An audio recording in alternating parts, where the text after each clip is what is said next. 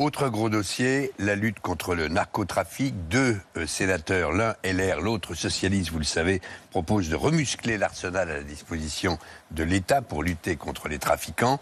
Une proposition de loi transpartisane sera débattue demain au Sénat.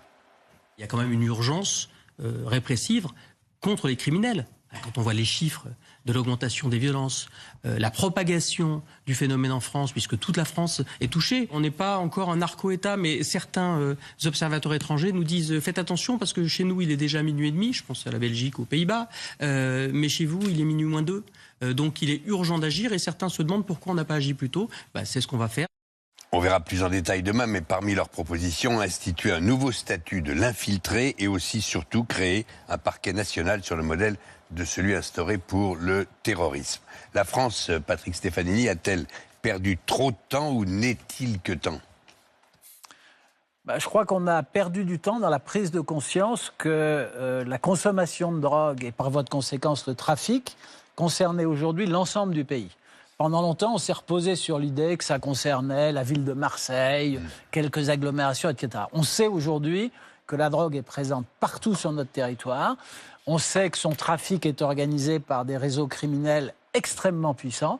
Et c'est à juste titre que l'ensemble des autorités de l'État, ministère de la Justice et ministère de l'Intérieur, bras sous le bras, si j'ose dire, sont décidés aujourd'hui à lutter contre ces réseaux organisés. Il y a une proposition de loi.